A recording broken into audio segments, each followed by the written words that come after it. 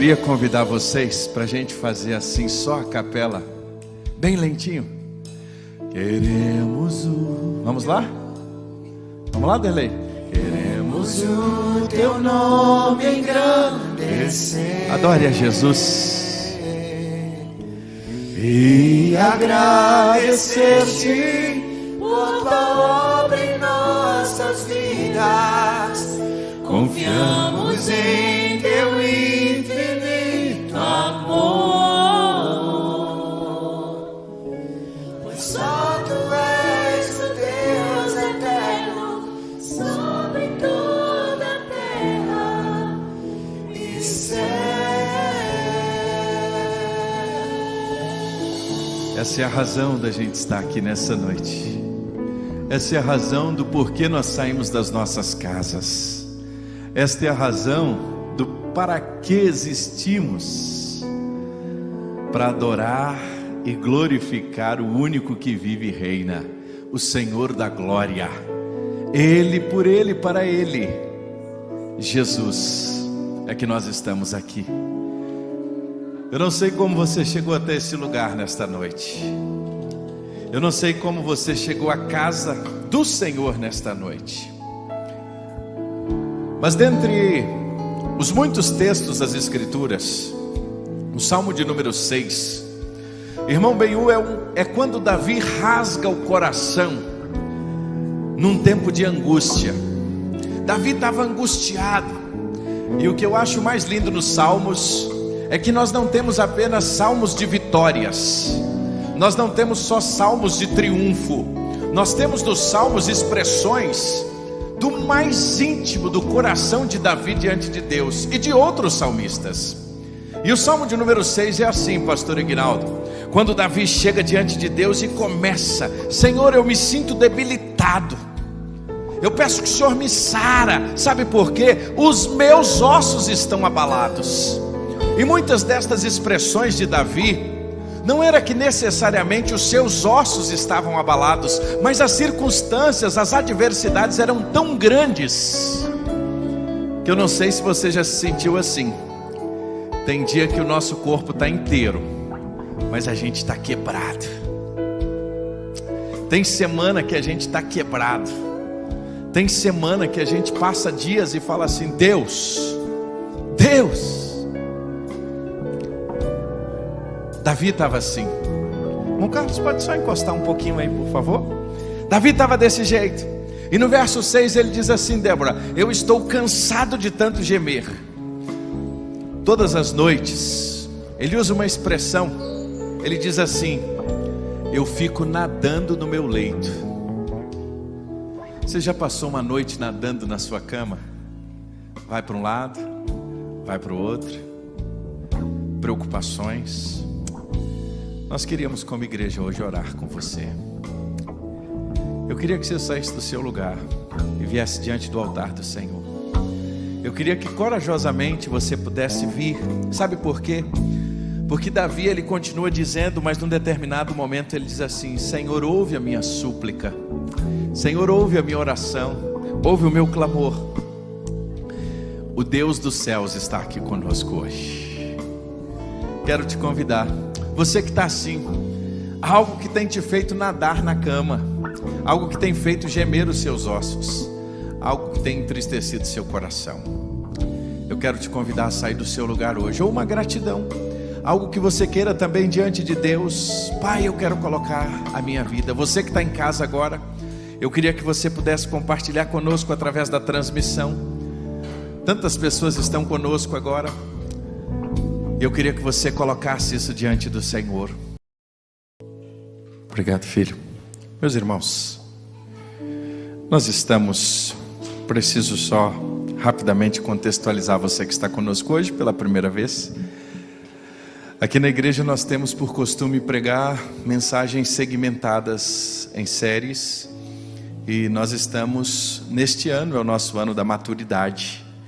E a gente tem aprendido a amadurecer em diversas áreas da nossa vida. E agora no mês de setembro, durante 3 domingos, esse é o segundo, domingo que vem é o próximo, e eu concluo, porque no outro domingo o pastor William Salgado vai estar conosco ministrando a palavra, a gente vai ter o Multiplique. mas nós queremos amadurecer um pouco como cidadãos, pessoas que compõem duas pátrias. E o mês de setembro na nossa nação, e principalmente para nós os batistas, é o mês da pátria, e a gente tem essa compreensão, né? E o que ocorreu conosco? Domingo passado a gente começou esta série, e nós domingo passado começamos a falar um pouquinho sobre isso. Hoje a gente vai avançar um pouco mais, vamos terminar na próxima semana, tá bom? Então, só para te contextualizar, você que não pôde estar domingo passado, nós estamos numa jornada que entender o nosso papel como um cidadão brasileiro, mas antes de ser um cidadão brasileiro, nós pertencemos a uma outra pátria. Nós pertencemos à pátria celestial. Nós temos um dono, e o nosso dono é o Senhor Jesus. E aí na semana passada nós começamos algo que nós vamos concluir hoje e na próxima semana, que é esta minha vida como alguém que pertence a duas pátrias. Ela precisa ser regida como um discípulo de Jesus por algo muito maior, que é a autoridade das Escrituras. No domingo passado, a mensagem teve relação com a autoridade da Bíblia. E para nós, a Bíblia não é um livro que contém a palavra de Deus. Para nós, a Bíblia não é um livro que parte é Deus falando, parte não. Para nós, a Bíblia é a palavra de Deus, inequívoca, inerrante.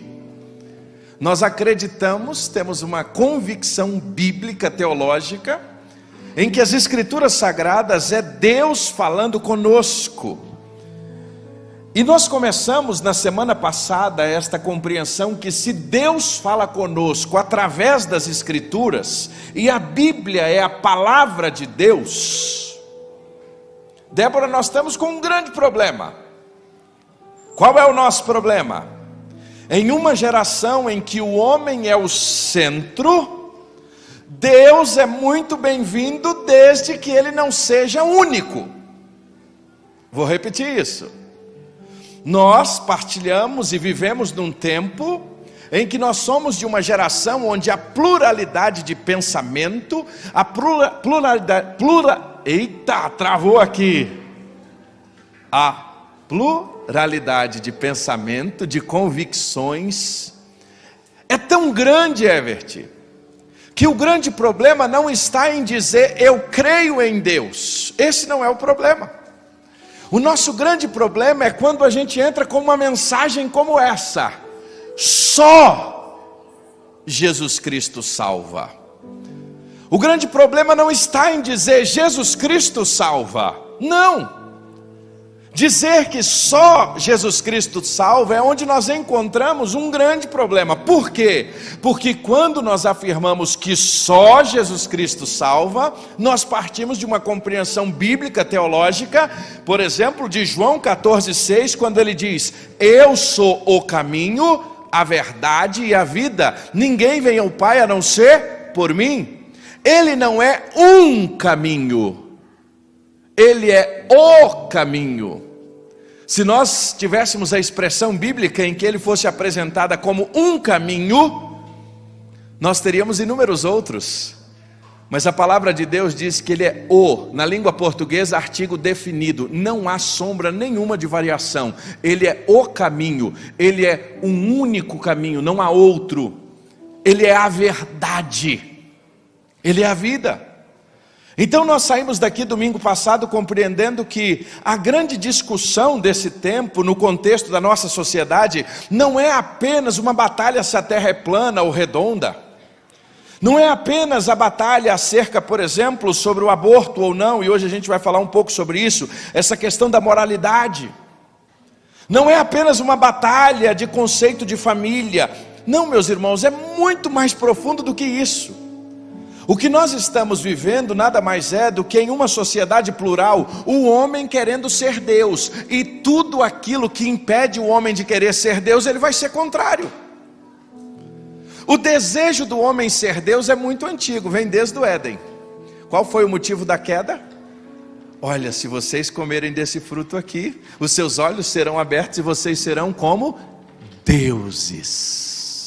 Ó, que proposta boa!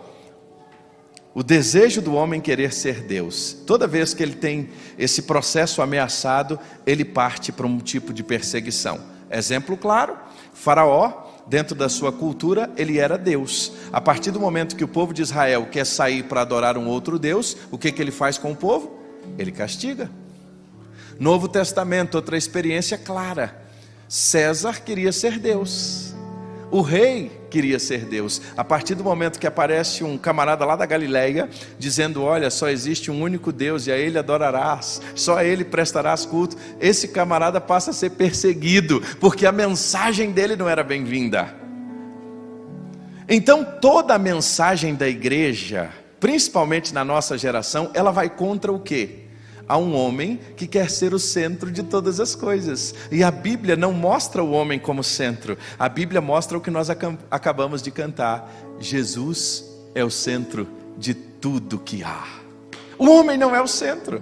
E tudo aquilo que questiona a motivação humana, tudo aquilo que questiona o homem, ele então repulsa, ele persegue, ele não aceita. É por isso que a gente, quando defende os valores das Escrituras, o homem não suportando ser confrontado, todos nós, e este é um valor das Escrituras, ela não fala apenas as qualidades dos personagens que ela nos ensina e nos mostra, das histórias que ela conta, mas ela mostra que Davi, ao mesmo tempo que era um homem segundo o coração de Deus, ele foi repreendido pelo profeta Natã. Ela não esconde as falhas, porque a Bíblia, irmãos, ela existe para nos contar uma grande história: a criação, a queda, a redenção e a restauração do homem com Deus. Isso é toda a história das Escrituras. Só que todo o conselho de Deus envolve também a nossa vida, o nosso dia a dia, a nossa jornada. Então a minha pergunta para você hoje é, e eu quero levantar este livro, que não é apenas um livro. Qual o valor deste livro na sua vida? Qual o valor dos conselhos de Deus que estão aqui para você?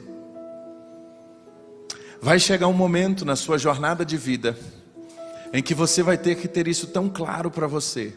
Se a Bíblia é de fato normativa na sua vida como palavra de Deus, ou ela para você é apenas mais um livro que tem boas histórias, que tem histórias preciosas, mas em determinadas circunstâncias, quando eu estiver em que tomar uma decisão, qual vai ser o parâmetro para a sua decisão? Se a Bíblia é palavra de Deus no seu coração, ela vai ser o parâmetro. E aí na semana passada a gente começou entendendo algumas coisas importantes. Jesus, na sua oração, foi claro em dizer que nós não somos deste mundo. Quando Jesus, e eu não entendia muito bem isso, eu não fui criado na igreja assim desde pequeno. Aliás, cheguei com 9 anos, mas quando eu cheguei na igreja com 9 anos, eu ouvi as pessoas assim, nós não somos deste mundo, a gente é de onde então? Eu não entendia que quando a Bíblia falava sobre mundo, ela estava falando sobre o sistema. Não apenas necessariamente sobre essa ideia de mundo, de globo, mas é o sistema que existe sobre essa terra. Nós não somos deste sistema, nós não somos deste conjunto de regras e formas de ser e viver que agride a Deus todos os dias. Por isso que Jesus, quando ora pelos seus discípulos, ele ora dizendo, olha, eles não são deste mundo, como eu também não sou. E aí ele ora, Rafa, dizendo e falando com o Pai para que não os tire do mundo, não tire-os do mundo, mas os livre-os do mal. E aí o próprio João vai escrever depois, mostrando também que nós não devemos amar este mundo, amar este sistema. Paulo vai corroborar dizendo, lá em Romanos 12, falando o que para nós? Não vos conformeis com este mundo, mas transformai-vos pela renovação do vosso entendimento. entendimento. É por isso que o pastor é o maior defensor que libertação é a compreensão das verdades de Deus na nossa mente e coração. Porque quando a gente muda a nossa mente acerca das verdades de Deus, nós somos livres daquilo que nos aprisiona. Libertação é compreensão da verdade. E a verdade é a palavra de Deus. É por isso que o escritor aos Hebreus vai dizer: outrora havia Deus falado de muitas maneiras pelos pais e pelos profetas, mas agora Ele nos fala através do Filho, o Verbo, o Logos, a palavra encarnada em Cristo. E Ele nos fala através dele. Então nós não devemos nos conformar e aceitar os padrões deste tempo. Mas o problema é que quando você começa a questionar os padrões desse tempo, automaticamente a primeira coisa que vai vir, Jesus já tinha preparado a igreja para isso. Fiquem tranquilos, eu lhes dou uma palavra, e o mundo os odiou porque vocês não são deste mundo. Jesus foi claro em dizer que a igreja devia se alegrar quando ela fosse perseguida por causa do seu nome.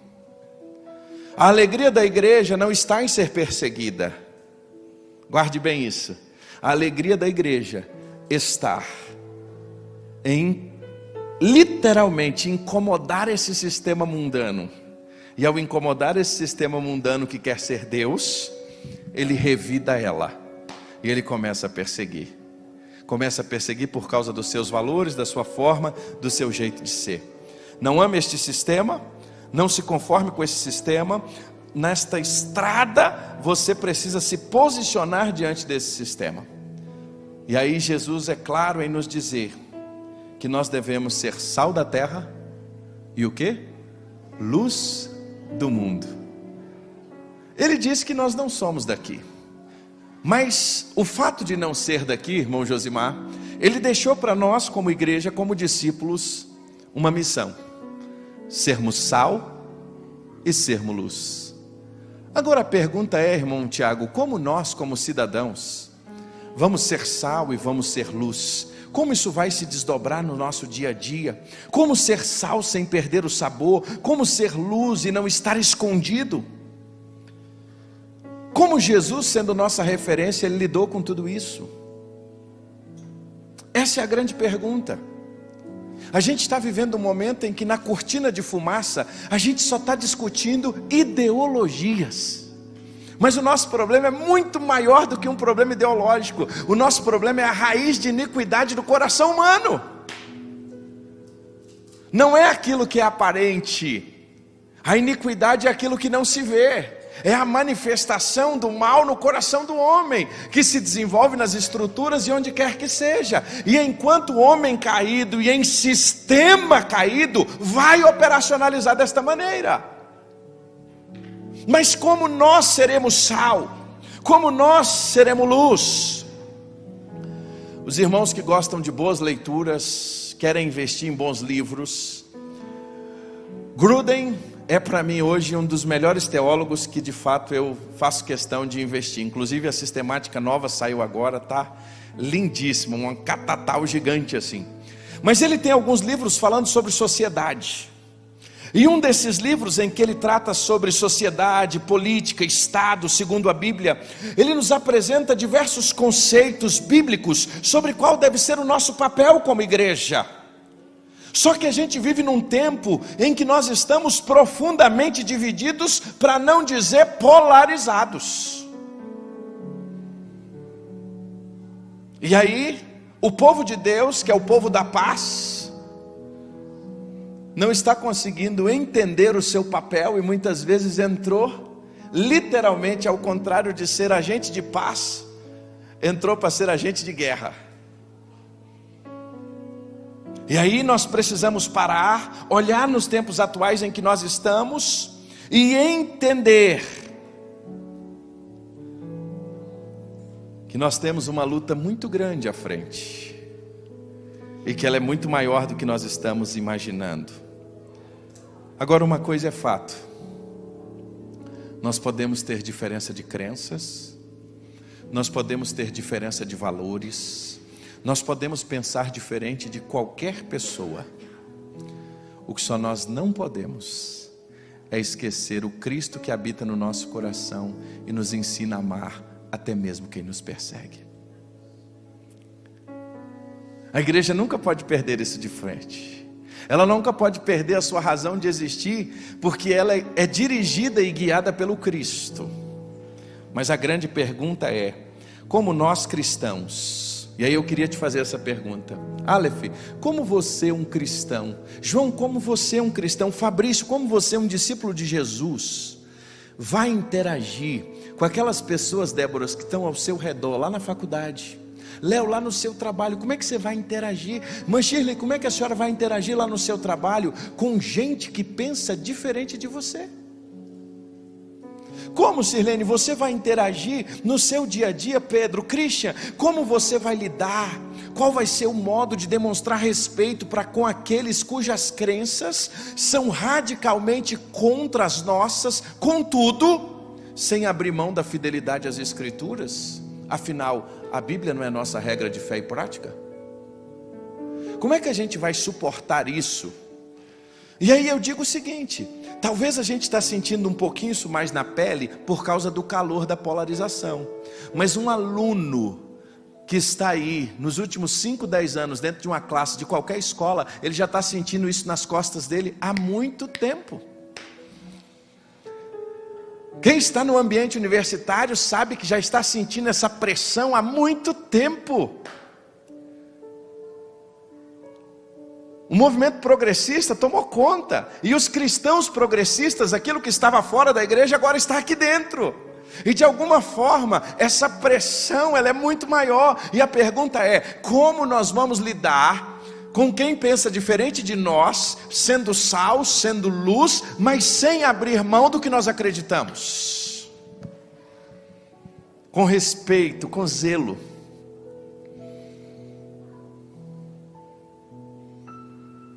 Como vai ser esse papel? Essa é uma pergunta que nós precisamos fazer. Tudo isso vai partir de um ponto. Preciso voltar aqui. O que te governa? Você já parou para ler aquele quadrinho que está ali do lado da sala 5? Talvez você nunca teve a curiosidade de parar e ler o que está ali. Aquele quadrinho é a defesa da nossa fé. Os batistas, eles são fruto de um movimento, não necessariamente da reforma, e é uma grande briga sobre isso, né? E uma hora a gente pode falar sobre isso. Mas os batistas nascem a partir de um grupo que eram considerados separatistas. No contexto em que eles estavam, na Inglaterra, e principalmente na Holanda, tínhamos ali, no contexto da Holanda, uma opressão muito grande entre a relação igreja e Estado. A igreja queria ser Estado, o Estado queria ser igreja, e existia um grupo de irmãos que não aceitavam isso. Eram considerados os separatistas. E esse grupo não aceitava não apenas isso, mas um dos pontos doutrinários principais era o batismo de crianças. E aqueles irmãos tinham uma compreensão que o batismo é uma confissão pública de fé. Se o batismo é a confirmação de uma confissão pública de fé, como uma criança podia tomar essa decisão? Ela tinha que ter pelo menos consciência dessa decisão. E aí ela ia poder expressar a sua fé de maneira pública. Esses irmãos então começaram a ser perseguidos. Então esses irmãos migram e começa aquilo que é o movimento que nós temos hoje, conhecido como batistas. Depois eles migram por causa da perseguição para os Estados Unidos. E é por isso que os Estados Unidos, com essa migração de tantos protestantes para lá, nasce num conceito onde a liberdade religiosa, a liberdade de crença, a liberdade de expressão era algo extremamente fundamentado. Por quê? Porque quem foi para lá já foi em busca de quê? Em defesa de ter a sua liberdade de crer que estava sendo tolhida. Aqueles princípios que estão ali, Rafa, são os nossos princípios. E eles começam dizendo que nós, como igreja, acreditamos na Bíblia como palavra de Deus. O conceito de uma igreja local e autônoma, democrática, formada de pessoas regeneradas, biblicamente batizadas. Ou seja, não existe sobre nenhuma outra, sobre uma igreja batista, outra igreja batista. Toda igreja batista é local, autônoma, ela toma as suas decisões. Hoje nós tomamos uma decisão aqui, até mesmo no nosso alvo de missões. As nossas decisões são locais, é o povo que toma essa decisão, num conjunto de sua maioria. Isso é uma igreja local.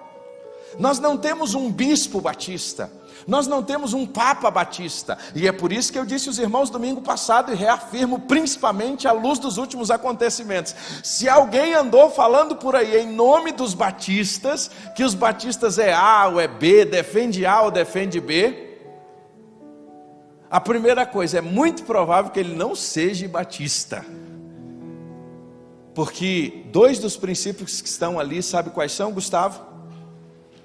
A separação da igreja do Estado e a absoluta liberdade de consciência. Irmã Shirley, a irmã tem uma absoluta liberdade de consciência em orar e votar em quem Deus colocar no seu coração. Irmão Benhu, o irmão tem a sua livre liberdade de consciência. Gustavo, você tem a sua livre liberdade de consciência diante de Deus. E é preciso reafirmar esses valores. Esta igreja não tem um candidato, esta igreja tem princípios. Que a gente está num momento difícil, né? Que a gente não está conseguindo nem se respeitar mais por causa disso. Você tem, meu irmão, a sua liberdade, porque isso é um princípio nosso. Isso é um princípio em que a gente aprendeu lá atrás, há mais de 400 anos. Aliás, é o princípio pelo qual os nossos pioneiros deram as suas próprias vidas. E dentre esses princípios, e eu vou chegar lá, nós temos a convicção acerca da nossa liberdade religiosa. E essa liberdade religiosa, nós acreditamos que Deus é o único Senhor da nossa consciência. E cada pessoa, irmãos, seja ela de que culto e que credo for, ela tem o direito de exercer a sua fé. Não somente nós os cristãos, mas nós respeitamos. Eu tenho um primo, sacerdote católico, eu o respeito. Eu tenho familiares que são de outros credos religiosos, eu não venho de uma família inteiramente cristã. Eu tenho familiares que são da Umbanda, do Candomblé, eu os respeito, assim como eu quero ser respeitado por eles. É por isso que nós acreditamos numa livre consciência e também acreditamos em uma liberdade religiosa. Não é uma liberdade religiosa que só vale para nós, é uma liberdade que precisa tratar a todos de igual modo. Todo mundo tem o seu direito de credo, todo mundo tem o seu direito de fé, todo mundo tem direito a expressar a sua fé.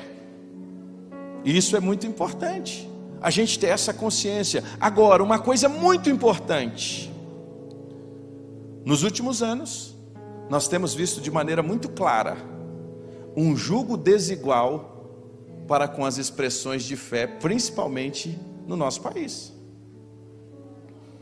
Às vezes nós temos para com a igreja algumas coisas que não são tratadas de igual modo com outros credos. E nós queremos apenas respeito acerca disso. Nós queremos respeitar e ser respeitados. Nós queremos entender que, como sal da terra e luz do mundo, todo cristão deve participar de todo o esforço ao bem comum. O maior benefício que nós temos, irmãos, para a nossa nação é anunciar o Evangelho. Nosso maior benefício não é o bem-estar social. O nosso maior benefício não é, irmãos, o que a teologia da missão integral está achando que é, de achar que é uma mudança social. Não, meus irmãos, isso faz parte e é consequência de quando nós proclamamos o Evangelho. Porque uma mente e um coração que conhece a Jesus é uma mente que quer caminhar em justiça, e ele quer partir o pão, ele quer dividir com o próximo. Mas a transformação não é de fora para dentro. Eu não transformo o ambiente social para transformar o homem, eu transformo o homem pelo poder do Evangelho, e ele transforma o ambiente onde ele está. Porque é isso que o Evangelho ensina. E isso são um dos nossos maiores desafios. Agora, antes de chegar em sal da terra e luz do mundo, eu pergunto a você: como Jesus lidou com estas situações? Como Jesus lidou, por exemplo, com a política? Como Jesus lidou com esses contextos? Gruden traz alguns conceitos muito interessantes. E eu queria que você pegasse a sua Bíblia agora, Porque eu não quero que você ache que é o que o pastor Fabrício pensa. Eu não quero que você diga é o pastor, não, é o que a Bíblia diz, irmão. Nossa pegada aqui é essa. Abra a sua Bíblia, aciona seu aplicativo. E aí eu queria que você pudesse... Um dos primeiros textos que você vai abrir aí, por exemplo, é Mateus capítulo 22. Mateus capítulo 22. Jesus, ele faz uma distinção muito clara entre o governo dele e o governo de César. A partir dos versos 15 em diante, se você notar, os fariseus se retiraram e começaram a consultar entre si. Eles queriam pegar Jesus em alguma palavra. Eles queriam pegar Jesus de alguma forma, Rafa. Eles queriam questionar o ministério de Jesus. E eles queriam de alguma maneira colocar Jesus numa situação em que ele não tivesse resposta. E então enviaram alguns discípulos, juntamente com os herodianos, para lhe dizer: mestre, olha que interessante. A partir aí do verso 17, verso 16, mestre, sabemos que o Senhor é verdadeiro e que ensina o caminho de Deus de acordo com a verdade, sem se importar com a opinião dos outros, porque não olha a aparência das pessoas. Chegaram reconhecendo de fato Jesus, era isso que eles disseram mesmo. Agora eles fazem uma pergunta para Jesus: assim sendo, diga-nos, o que o Senhor acha? É lícito pagar imposto a César? É lícito pagar o tributo a César ou não? Que pegadinha. Isso aqui foi uma pegadinha tremenda. Por quê? Porque se Jesus falasse que não era lícito pagar imposto a César, era toda a possibilidade para Jesus ser preso. Esse homem da Galileia tem um movimento subversivo aqui. Ele está querendo nos mostrar que é contrário aos impostos romanos. Daria a impressão que ele seria um revolucionário perigoso. É interessante quando Gruden fala sobre isso. Ele seria, irmãos, a partir de então odiado pelo governo romano. Aqueles que estariam ao seu lado iam tratar com hostilidade. Mas Jesus, de maneira simples, diz assim: me dá aí uma moeda. E ele pega uma moeda. E ele pergunta: de quem é a esfinge? De quem o rosto que está nesta moeda? Qual é a resposta? De César. E qual é a sua palavra? Dai a César o que é de César, e dai a Deus o que é de Deus. Jesus fez uma distinção clara entre o governo dele e o governo humano, o governo de César. Trata-se aqui, meus irmãos, de uma declaração notável. Jesus mostrando que deve existir de maneira clara dois distintos âmbitos de influência, um para o governo e outro para a vida religiosa do povo de Deus. Algumas coisas precisam ficar claras. Existe o governo de César e tem o governo de Deus. Por quê? Porque nós não somos daqui. E aí talvez uma grande crise nossa é que talvez os cristãos da nossa geração gostaria que nós pudéssemos viver uma teocracia, e nós não vivemos mais uma teocracia. A teocracia, ou seja, Deus no governo de uma nação, foi aquilo que aconteceu lá no Antigo Testamento. Os judeus viviam uma teocracia. Deus dava a eles as leis, os regulamentos. Deus dava a eles tanto a questão religiosa quanto a simples distinção de como eles deveriam agir. Isso é uma teocracia, mas Jesus vem e nos apresenta algo muito maior. Jesus nos apresenta algo muito além daquilo que foi vivido lá na antiga aliança. Jesus está nos mostrando agora algo que é num novo momento dessa história. Na antiga aliança a gente tinha uma teocracia, agora na nova aliança, Jesus está nos mostrando algo novo. Jesus definiu algo muito mais amplo da ordem que tinha lá atrás. Ele está nos mostrando que o que é de Deus não deve necessariamente achar que está no controle civil do que é de César. O sistema é bem diferente do que estava lá atrás em relação ao antigo Israel, ao Antigo Testamento. Mas da mesma forma ele está dizendo que César não deve governar as coisas de Deus. Dai a César o que é de César e a Deus o que é de Deus. Jesus foi claro nessa distinção. Jesus foi claro em nos mostrar. Segunda coisa interessante, Jesus, quando nos mostra isso, tem um outro episódio que mexe muito com a gente. Se você chegar em Lucas capítulo 9, ele tinha enviado os mensageiros à frente. Eu queria que você conferisse esse texto também. E estes foram e entraram num povoado, lá em Lucas 9, 52 e 54. E quando eles chegam nesse povoado, um povoado dos samaritanos, olha que interessante aí, Lucas capítulo 9, a partir do versículo, no finalzinho aí de Lucas 9, a partir do verso 52. Lucas capítulo 9, a partir do 52.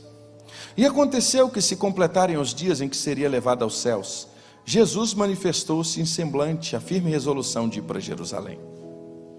E ele enviou alguns mensageiros que fossem na frente. Foram alguns discípulos na frente, Vitor. E eles entraram na aldeia, sabe de quem?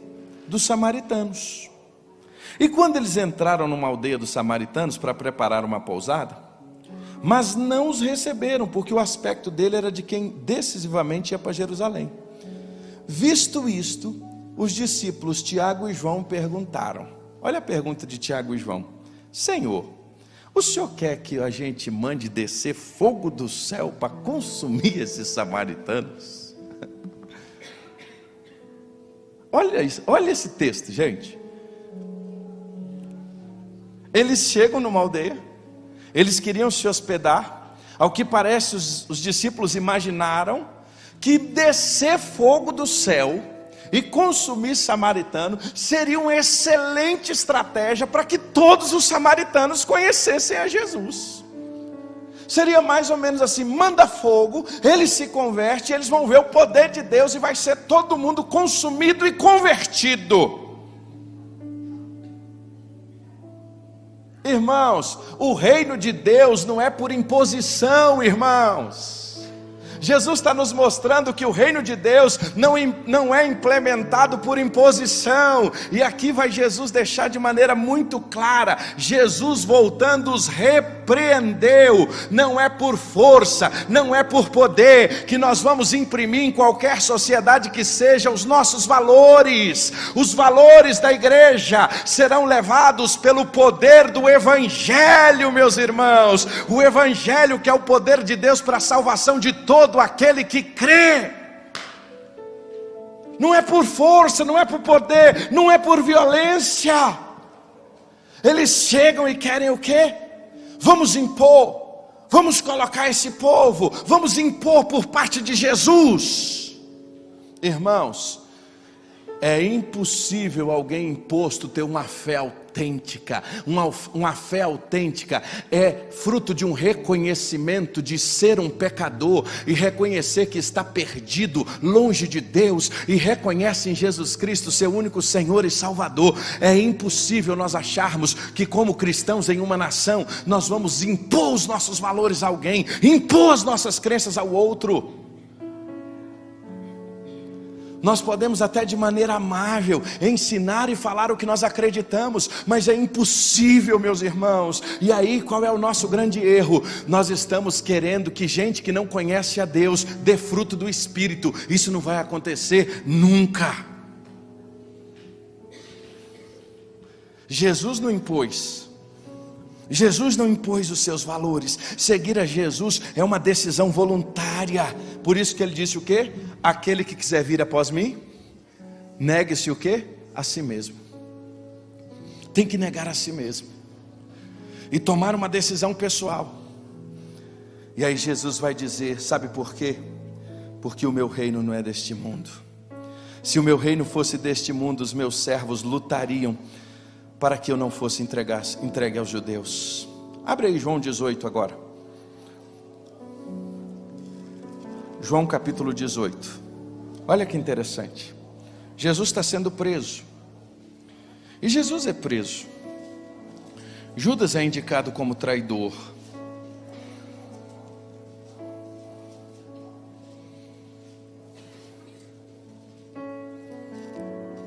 Jesus está perante Pilatos. E Pilatos começa a indagar uma série de questões a Jesus. E uma das principais preocupações de Pilatos acerca de Jesus é só uma: você é o rei dos judeus? Olha que interessante. Olha o questionamento de Pilatos: você é o rei dos judeus? Por quê, Rafa? Qual é a briga do coração humano? O homem quer ser Deus. E aqui Pilatos estava preocupado: o movimento desse camarada está crescendo, e ele quer ser rei. Será se ele quer ser rei? Olha a preocupação humana dele. Você é o rei dos judeus? Você é o rei dos judeus? Aí olha o que Jesus responde a ele. Olha que interessante quando Pilatos pergunta a ele se ele é o rei dos judeus. E Jesus respondeu: esta pergunta vem do Senhor mesmo, ou foram os outros que lhe falaram a meu respeito? Pilatos então responde: por acaso sou judeu? A sua própria gente, os principais sacerdotes, é o que o entregaram a mim. Que foi que você fez? Aí Jesus responde, esse verso 36 é extraordinário. O meu reino, grave ele aí na sua Bíblia, marque ele em vermelho. O meu reino não é deste mundo. Se o meu reino fosse deste mundo, os meus ministros se empenhariam por mim, para que eu não fosse o quê? Entregue aos judeus. Mas agora, Pilatos, saiba de uma coisa: nós não estamos aqui para essa briga que você está achando. Pilatos, o meu reino é outro. Meu reino é outro, Pilatos. Vocês estão brigando uma briga que não é a minha briga, Pilatos. Se o meu reino fosse daqui, Pilatos, eu ia dizer assim: anjos, pode vir, miríades aqui, Miguel, Gabriel, vem todos. Meu irmão, só quando Miguel aparecesse, só o povo ter a visão que Isaías teve, daqueles querubins que diziam santo, santo, santo, ia ficar alguém? Não ia ficar ninguém. Mas Jesus está dizendo: olha, eu podia chamar os meus ministros, mas eu não vou chamar os meus ministros. Sabe por quê? Porque o meu reino não é daqui. Aí tem um monte de crente brigando, achando que o reino é daqui.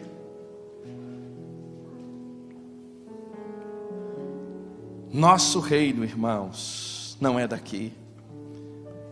Agora, irmãos, uma coisa que a gente precisa guardar no nosso coração: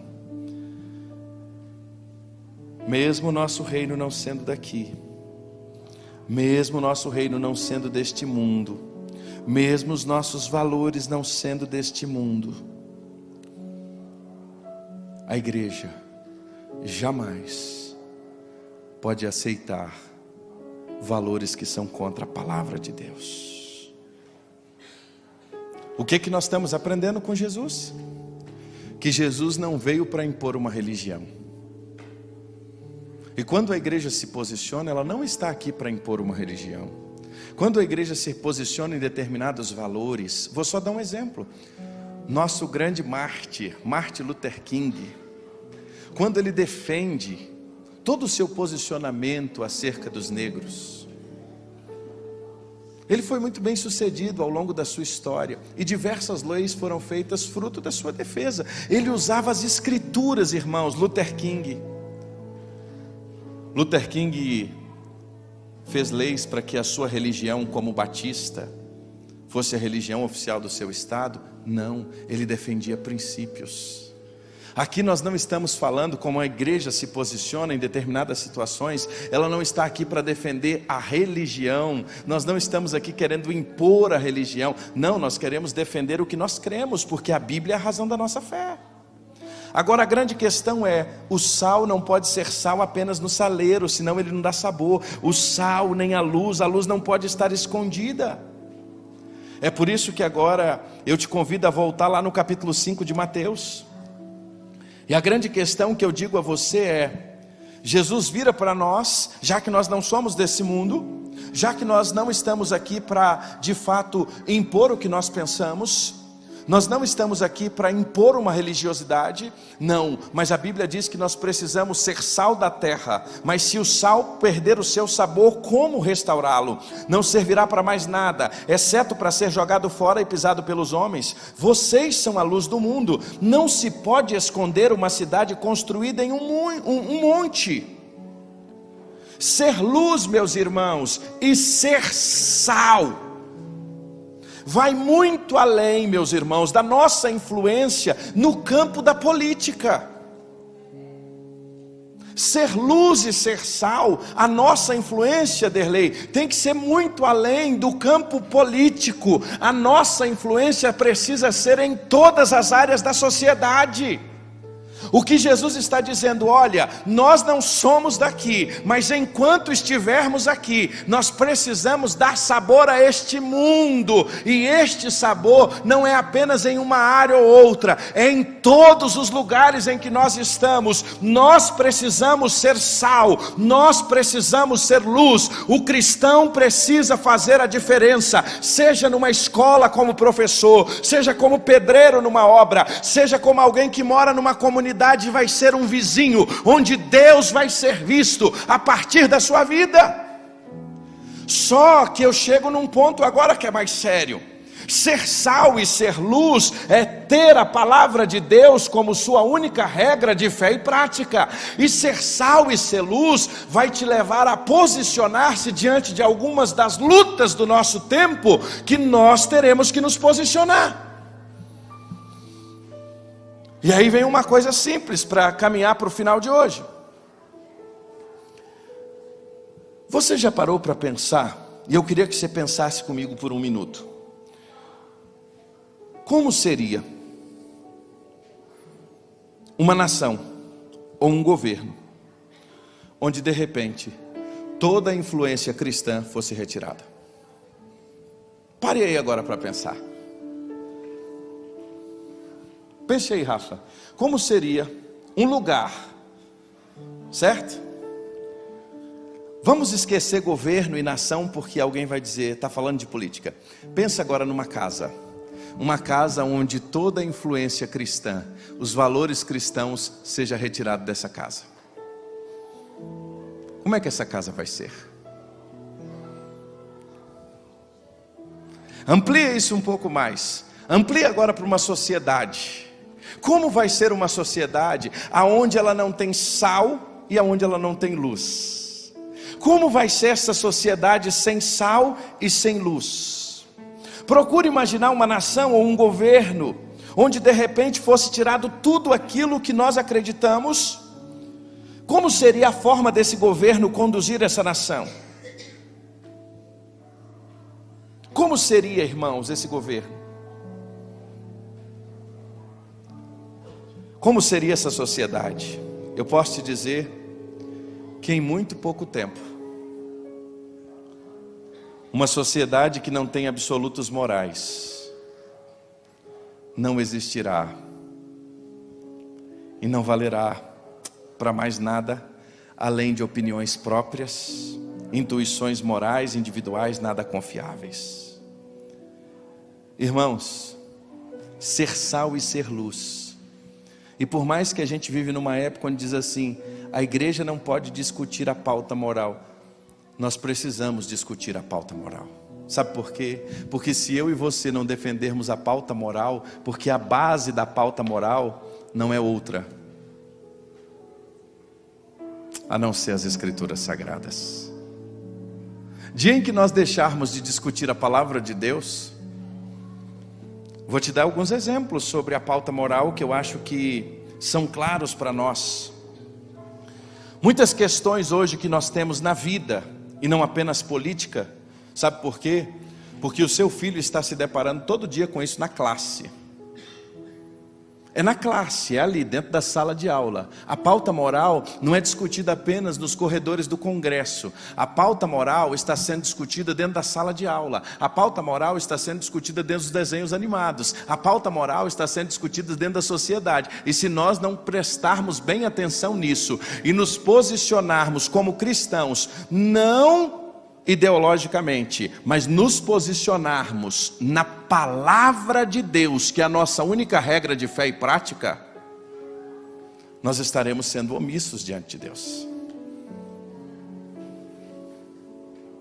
Nós como igreja devemos nos interessar por essas questões, porque se a igreja não se interessar pela pauta moral, quem vai se interessar?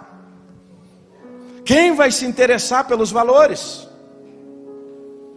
Quer ver um exemplo de pauta moral que nós vamos ter que discutir e enfrentar? Que a minha filha, o seu filho lida com todos os dias isso? O aborto é uma questão de moralidade ou é uma questão de uma pauta sanitária apenas? O direito à vida. Viu como a pauta moral é muito mais importante do que você acha?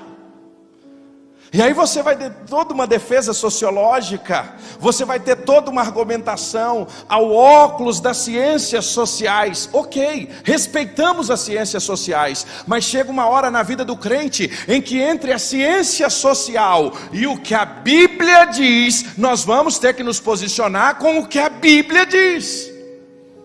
Essa é a questão. Porque existe uma coisa simples: o nosso Deus é o Deus que dá a vida. E toda espécie de aborto é de alguma forma uma espécie de homicídio, praticado naturalmente, com o desejo de eliminar uma vida.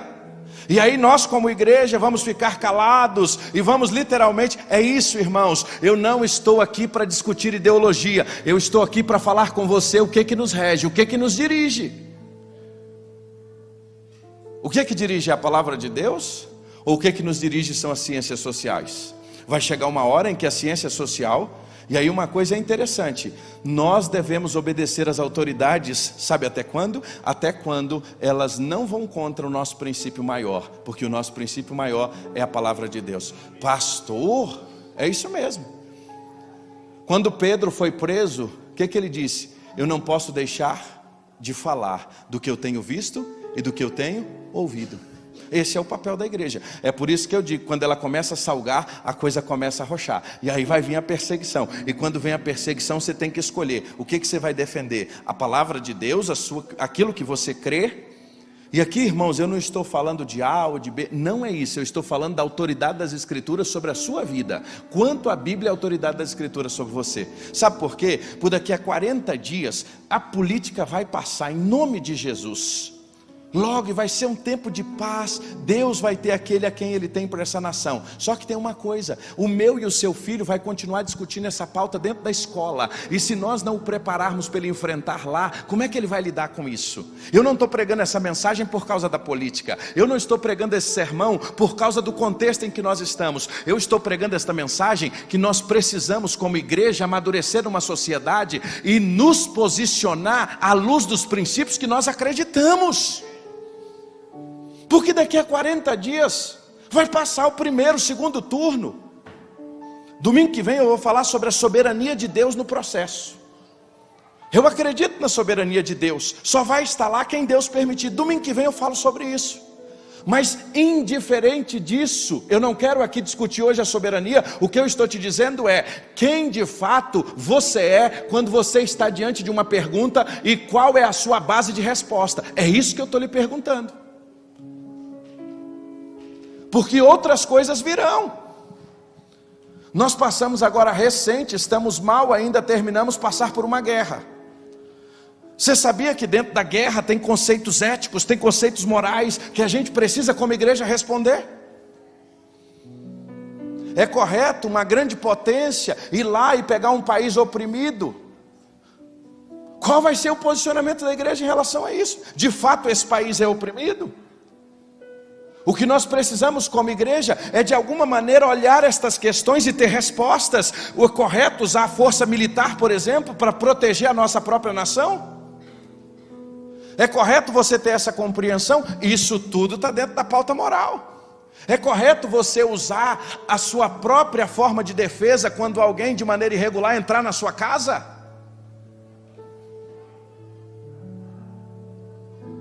Porque isso pode acontecer. E aí, qual é a sua decisão? Como nós vamos lidar com isso? É por isso que a igreja precisa se posicionar.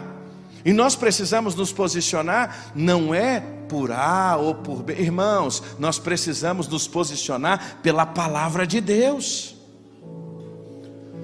A família, irmãos, está sendo destroçada. Conceito de família, homem, mulher, macho e fêmea. Está sendo destroçado. Governos, a iniquidade instaurada, está de maneira clara, querendo colocar diante de nós, que nós possamos engolir goela abaixo e ficarmos calados diante de modelos que não são bíblicos. E que daqui a pouco eu, como pastor, vou receber aqui uma demanda judicial, que eu vou ser obrigado a oficializar uma união em que não é bíblica. Eu, como igreja, qual é o meu papel? Eu não estou falando aqui, irmãos, volto a dizer, eu estou dizendo o que a Bíblia diz sobre estas coisas. Eu quero que você pense nisso. Irmãos, nós estamos no mundo pornográfico, irmãos. Nós estamos no mundo onde a pornografia tomou conta.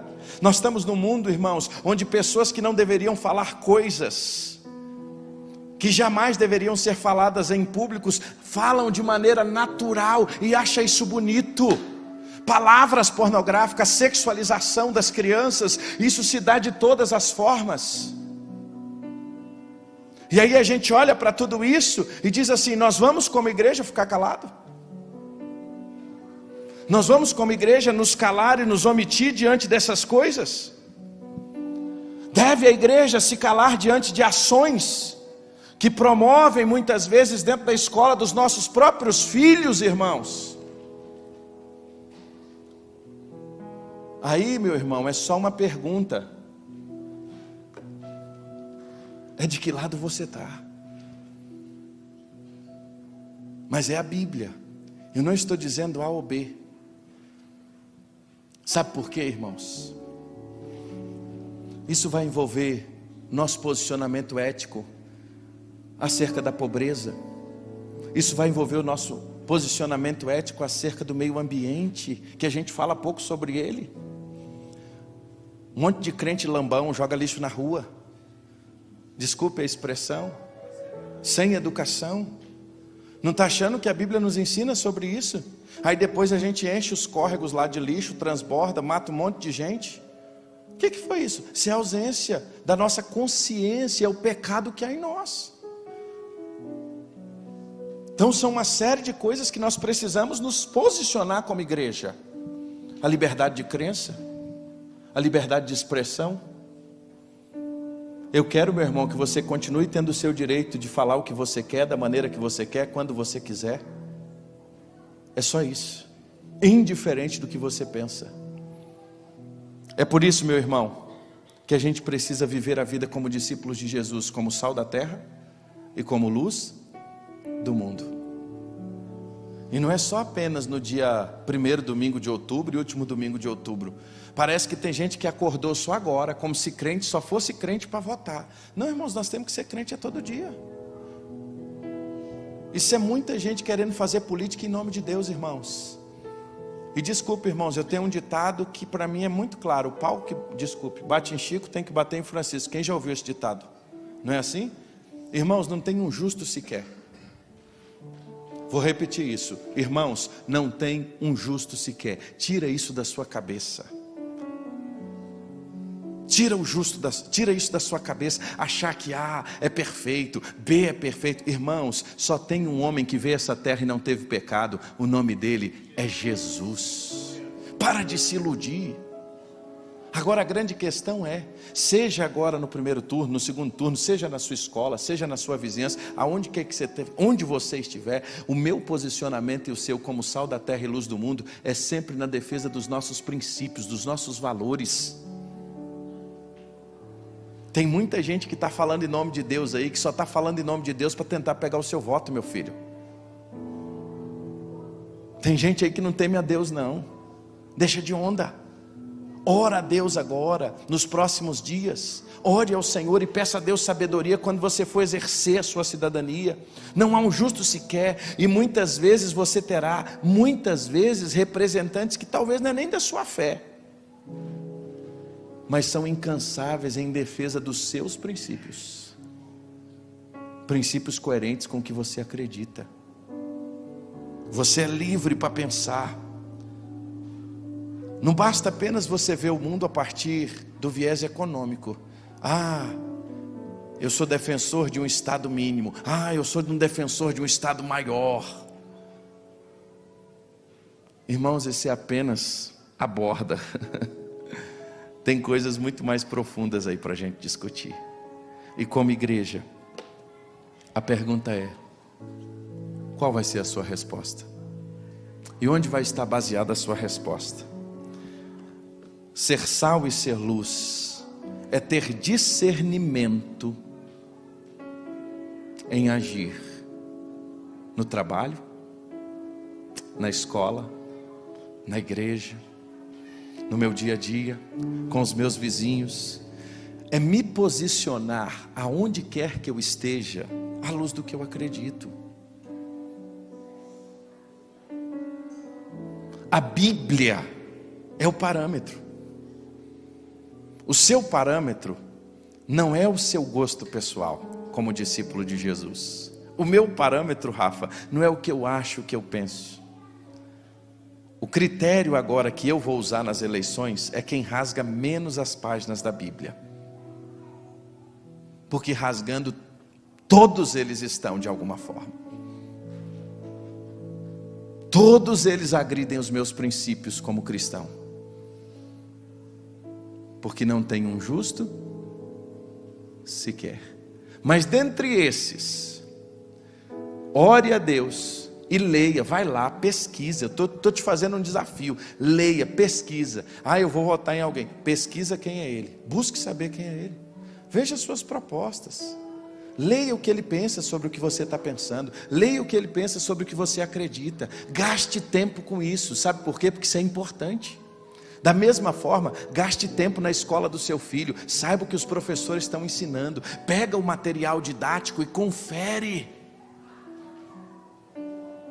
Confere o material didático. Sabe por quê? Porque às vezes o livro do seu filho lá, de alguma forma está vindo lá que Darwin é o criador de todas as coisas, que Darwin, a evolução é bem natural, e agora o progressismo criou uma outra que é pior, que a gente pode ser evolucionista teísta.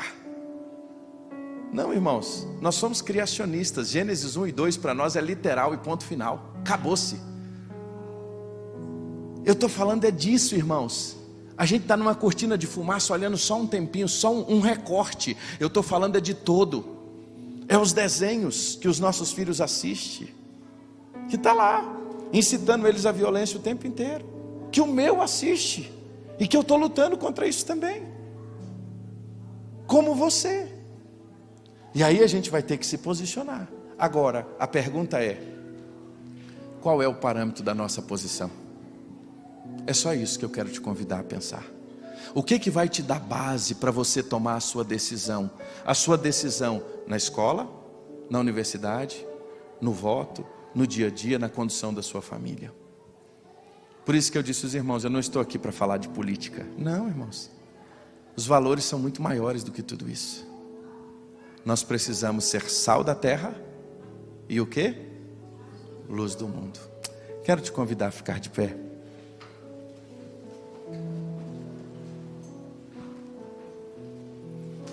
Vai muito além da urna, irmãos.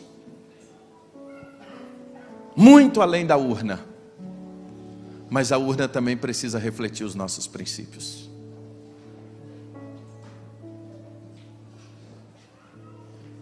Eu quero te convidar durante as próximas semanas a orar por essa nação, a não ter preguiça, a discutir menos e a estudar mais. Tem gente que só está discutindo, mas não tem razão da sua fé, do porquê está fazendo o que faz. Tenha consciência do que você está fazendo. Agora não perca de vista, nós não somos daqui. Nós estamos aqui de passagem. Nós estamos aqui num caminho. Nós temos que viver aqui como sal da terra e luz do mundo. Nós temos princípios, e esses princípios vai nos balizar a quem nós somos. Agora, ore ao Senhor e avalie muito bem. Leia e peça a Deus discernimento. E aí eu digo, discernimento não é só para votar, não. É discernimento no seu trabalho, é discernimento amanhã, lá com o seu chefe. Quando o seu chefe virar para você e falar assim: dá para a gente fazer aquele jeitinho? É disso que eu estou dizendo, irmãos. A urna só vai ser reflexo do que nós somos. A grande questão não é no primeiro e no último domingo, é amanhã, segunda-feira, quando lá na sua classe, Débora, alguém vai chegar e contradizer a sua fé. É disso que eu estou dizendo. É quando, irmão Tiago, lá no seu trabalho, alguém vai dizer assim: Tiago, você pensa desse jeito, Tiago.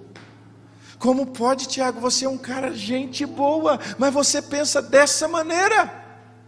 E tem hora que nós vamos ter que dizer: sim, eu lhe amo muito, mas eu penso de maneira diferente de você.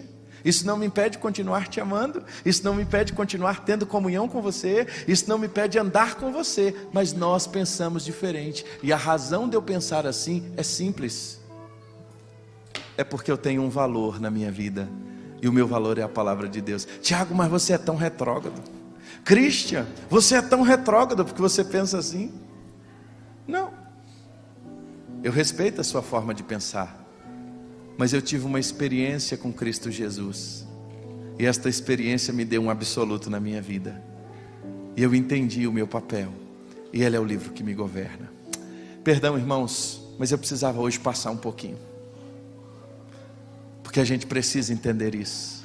Eu queria que você saísse daqui, não com o nome de um candidato, eu queria que você saísse daqui, não com um número. Não, meu irmão, isso não existe. E se alguém está fazendo isso por aí, isso está equivocado. Você é livre.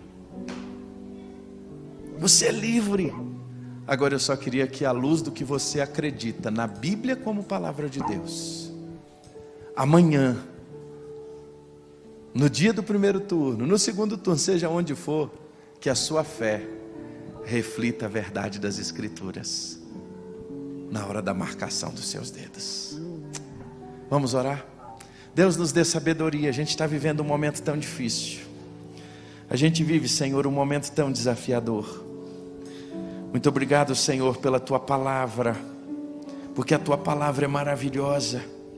Deus, como igreja, o nosso posicionamento, Senhor, é à luz da Tua palavra. Não é o que nós achamos, não é o que nós queremos, Pai, mas é o que o Senhor nos manda. E nós queremos nos posicionar à luz das Escrituras, Paizinho querido. Nos dê coragem, nos dê fé, Deus, para defender a nossa fé à luz dos valores da palavra, Senhor. Tem, Senhor, misericórdia das nossas famílias. Nos dá discernimento, Senhor. Nos dá sabedoria, nos dá compreensão, Deus, daquilo que o Senhor quer para nós.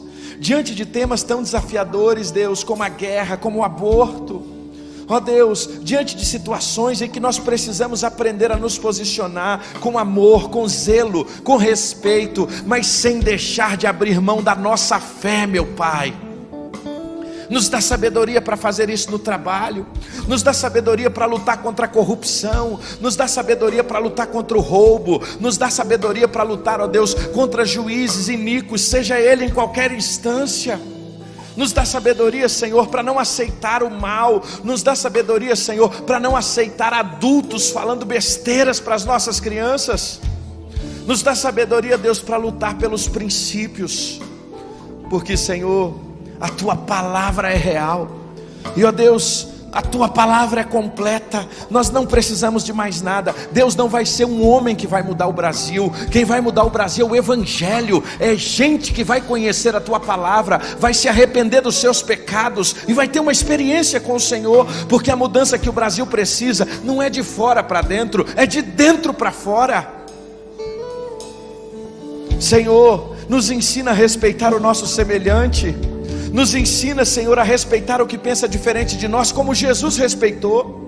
Quando aqueles samaritanos, ó Deus, estavam ali, pensavam diferente, os discípulos tinham uma compreensão diferente, mas Jesus os ensinou que aquele não era o caminho, porque não é por força, não é por poder, não é por violência. O Evangelho chega, a graça é ministrada, e o Espírito Santo do Senhor é quem convence o homem do pecado, da justiça e do juízo.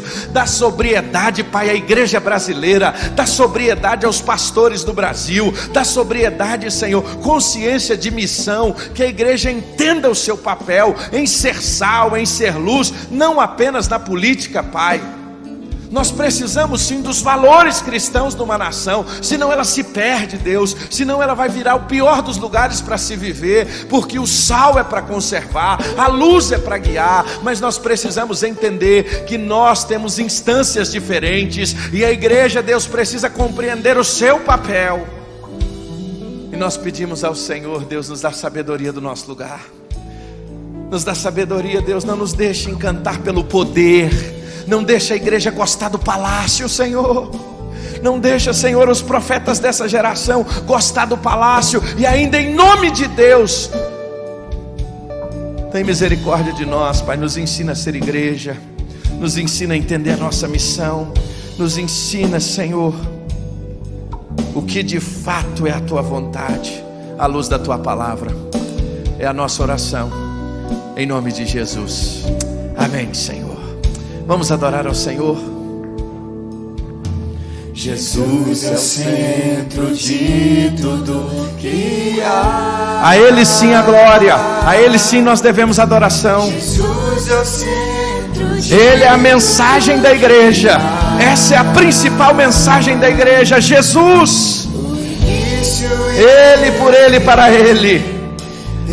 Eternidade, tudo é sobre Jesus.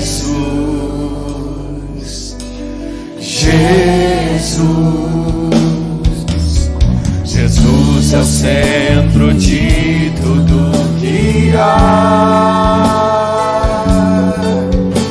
Jesus é o centro de tudo que há. O início e o fim, desde a eternidade, tudo é sobre Jesus. Nada mais importa. Jesus, Nada mais importa. nada mais importa. Nada se compara a ti. Oh, aleluia. Jesus, tu és o centro, tudo aponta para ti.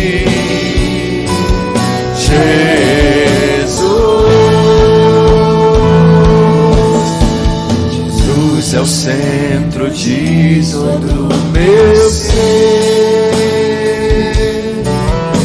Jesus é o centro de todo o meu ser. O início, meio e fim, que eu viva sempre para ti, meu Jesus. Jesus, nada mais importa. Nada se compara a ti.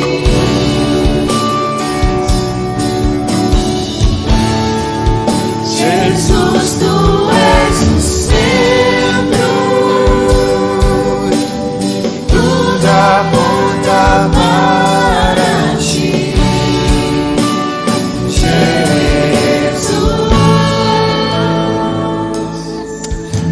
Que esta semana as nossas vidas, as nossas ações, todas apontem para Jesus. Como Jesus agiria se Ele estivesse aqui hoje? Ore durante esses dias, faça essa pergunta. Pergunta como seria a ação dele. Pergunta como Ele iria agir diante de tudo que está acontecendo. Pergunta como é que Ele faria com a sua igreja. Ah, meus irmãos, talvez hoje Ele chegaria como Ele chegou no templo. Ele ia botar um monte de mercadores para fora. Ele ia botar um monte de gente que está vendendo a palavra. Ele ia botar um monte de gente que não tem nada a ver com o evangelho que transforma, para fora do templo. Nós precisamos perguntar: Jesus, o que o Senhor quer de mim durante esse tempo? Que eu seja sal, que eu seja luz, que eu tenha consciência sincera. Que Deus te abençoe e te dê uma semana de paz. Nós continuamos em oração por você. Não saia sem deixar o seu nome. Hoje nós passamos um pouquinho mais, que a gente precisava fechar esse ciclo. A partir da semana que vem a gente já está numa outra toada. Mas hoje a gente precisava sair daqui certos de que a nossa defesa não é política ideológica. A nossa defesa é a palavra de Deus. Pai, nos despede para as nossas casas. Nos leva agora guardados pelo Teu poder. Nos dá uma semana na Tua presença de vitórias e de paz.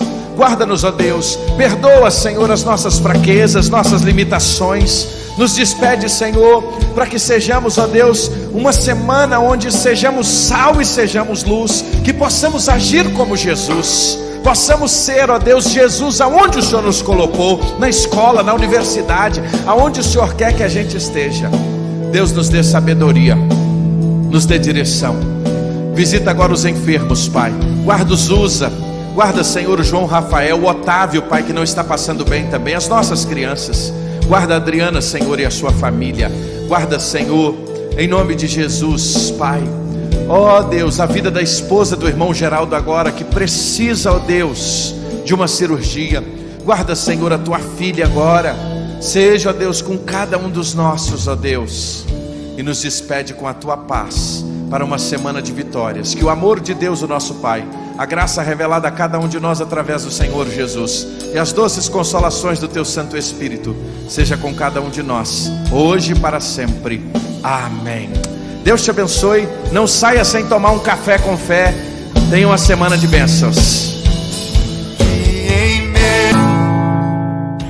Você sabia que é possível ouvir a Rede 316 no seu smartphone ou tablet? Isto mesmo, basta instalar o aplicativo da Rede 316 e ouvir em sua casa, trabalho, na rua, no seu carro, em qualquer cidade, estado ou país. O aplicativo da Rede 316 é gratuito e está disponível para Android e iOS em nosso site rede316.com.br.